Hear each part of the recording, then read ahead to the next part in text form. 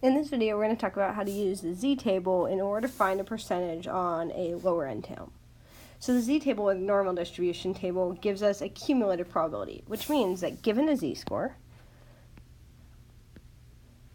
the table will give us the percentage that is always below it. So the z-table always gives us a lower end.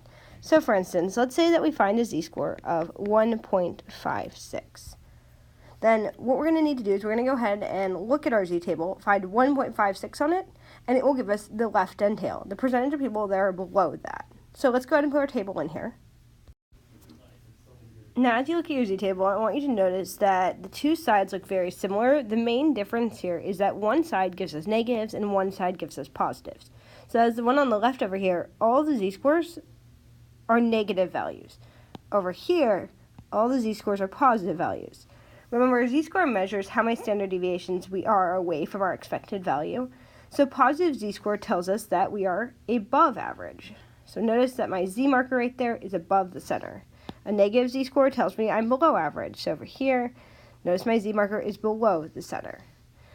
Now, going back to the example we're actually doing here, I want to know what percent of people would fall at or below a z-score of 1.56. To find this, I go to my positive table, and on the left column, I find 1.5.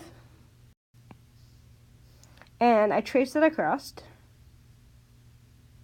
And it's 1.56, so I'm going to come up to 0.06 and trace it down. The percentage of people then that fall at or below that is the intersection of those two. So this number right here in the center. So if I draw my bell curve and I put 1.56 on it, 1.56 as a z-score would be above the center. 1.56 standard deviations above average. Then the percentage of people that fall at or below that marker over here would be 0.9406 or 94.06% of people. So once again, in order to use the z-score to find a percentage, all we're going to do is decide, well, is our z-score negative or positive? Select the appropriate table, trace our number in, and then find the second decimal place on the top and trace it down. Intersection will be the probability on the left end or lower end.